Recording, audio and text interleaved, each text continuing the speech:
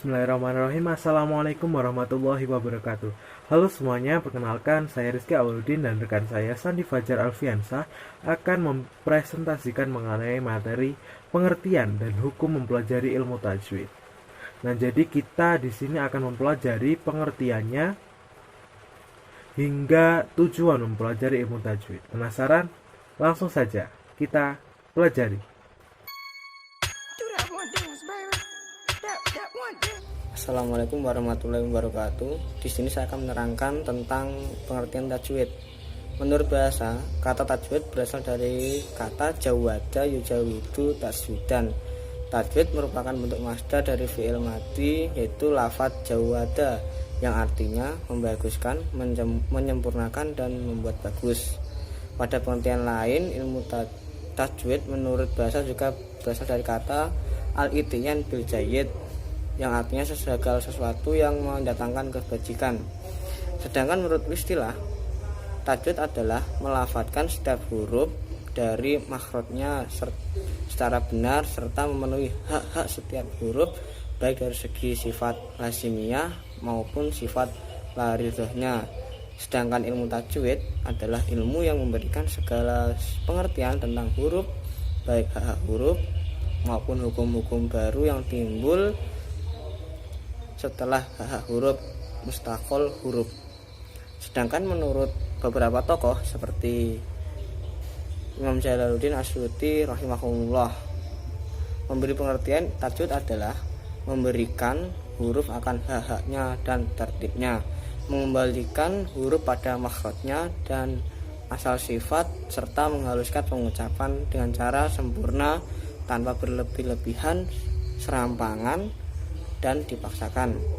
Sedangkan menurut Imam Abu Amir Ad-Dani, tajwid adalah bacaan yang mudah, enak, manis, lembut, tanpa mengunyah-ngunyah, tanpa mengulum-ulum, tanpa ta'asuf, tanpa takalluf, tanpa dibuat-buat, dan lain-lain, dan tidak keluar karakter normal orang Arab dan ucapan orang-orang yang fasih dari segala aspek qiraat dan ada.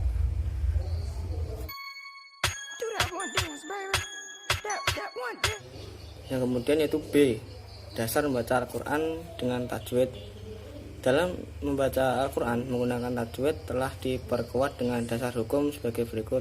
Yang pertama yaitu Quran surah Al-Muzammil ayat 4 yang bunyinya watartilil Qur'ana watartilan, yang artinya dan bacalah Al-Quran dengan tartil. Ayat ini memerintahkan kita akan membaca Al-Quran dengan perlahan-lahan, sehingga membantu pemahaman dalam perenungan dengan membaca Al-Quran sebagaimana yang dijelaskan oleh Aisyah radhiyallahu an bahwa Rasulullah membaca Al-Quran dengan tartil, sehingga membaca panjang setiap lafadz yang seharusnya dibaca panjang atau sebaliknya. Yang kedua yaitu Al-Hadis. Dalam hadis yang diriwayatkan oleh Ummu Salamah radhiyallahu an, ketika beliau ditanya tentang bagaimana bacaan dan salat Rasulullah SAW, maka beliau menjawab, ketahuilah bahwa baginda Rasulullah SAW sholat kemudian tidur yang namanya seperti ketika beliau sholat tadi. Kemudian baginda kembali sholat yang namanya seperti ketika beliau tidur tadi. Kemudian tidur lagi yang namanya sama seperti ketika beliau sholat tadi sehingga menjelang subuh. Kemudian dia, Ummu Salamah, mencontohkan cara bacaan Rasulullah SAW dengan menunjukkan satu bacaan yang menjelaskan ucapan huruf-hurufnya satu persatu. Yang ketiga yaitu ijma ulama. Sepanjang sejarah sejak zaman Rasulullah SAW sehingga sekarang, para ulama sepakat bahwa membaca Al-Quran dengan menggunakan tajwid adalah fardu atau wajib.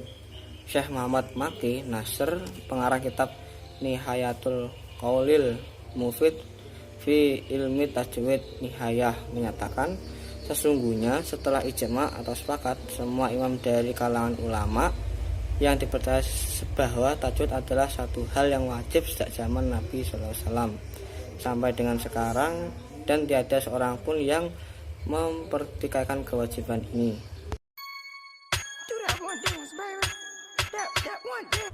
Baik, kita lanjut ke materi yang selanjutnya yaitu hukum mempelajari ilmu tajwid. Hukum mempelajari ilmu tajwid sebagai disiplin ilmu adalah fardu kifayah. ataupun merupakan kewajiban kolektif. Sedangkan hukum mempelajari Al-Quran dengan memakai aturan-aturan tajwid adalah fardhu ain atau merupakan kewajiban pribadi. Hal ini dijelaskan dalam kitab Hidayatul Mustafid fi Ahkami Tajwid bahwa tidak ada perbedaan pendapat bahwasanya mempelajari ilmu tajwid hukumnya fardu kifayah. Sementara mengamalkannya merupakan hukumnya fardu ain bagi setiap muslim dan muslimah yang telah mukallaf. Imam Al-Jazari juga berpendapat wajib benar yaitu pelajarilah ilmu tajwid, kewajiban yang pasti karena begitulah Tuhan menurunkan kepada Nabi Muhammad SAW membaca Al-Quran tidak bertajwid itu berdosa dan keji. Ya, lanjut ke ruang lingkup ilmu tajwid. Jadi ruang lingkup pembahasan ilmu tajwid itu meliputi yang pertama makhorijul huruf.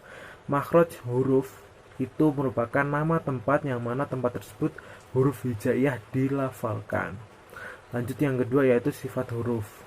Sifat huruf merupakan sesuatu yang datang ketika huruf diucapkan dari makhrojnya. Yang ketiga yaitu ahkamul huruf. Ahkamul huruf membahas hubungan antara huruf ketika alif, lam, ta'rif menghadapi huruf hijaiyah. Maka ada yang dibaca idhar, ada pula yang dibaca idgham. Yang keempat yaitu mad dan qasr. Mad dan qasr membahas hukum memanjangkan dan memendekkan bacaan. Selanjutnya yaitu wakaf dan ibtida. Artinya menghentikan dan memulai bacaan. Salah satu aturan ketika membaca Al-Quran adalah tidak boleh mengambil nafas di tengah bacaan. Apabila sudah habis nafas, maka harus berhenti pula bacaannya. Yang keenam yaitu Rasm Usmani. Rasm Usmani merupakan asar atau bekas, khat atau penulisan atau metode penulisan. Rasm Usmani disebut juga Rasmul Quran atau tata cara penulisan Al-Quran berdasarkan kaidah tertentu yang ditetapkan pada masa Khalifah Utsman bin Affan.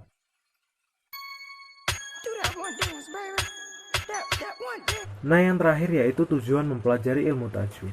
Tujuan dari mempelajari ilmu tajwid adalah mencapai kesempurnaan dalam penetapan lafaz Allah sebagaimana yang disampaikan oleh Nabi Muhammad SAW. Tujuan yang lainnya yaitu untuk menjaga lisan dari kesalahan saat membaca kitabullah. Dengan demikian, hal ini menjadi kewajiban kita sebagai seorang muslim bahwa kita harus menjaga dan memelihara kehormatan, kesucian dan kemurnian Al-Quran. Di antaranya adalah dengan membaca Al-Quran secara baik dan benar sesuai dengan kaidah ilmu tajwidnya. Sekian yang saya dapat sampaikan. Apabila ada kesalahan dan kurang lebihnya, mohon maaf yang sebesar-besarnya. Wassalamualaikum warahmatullahi wabarakatuh.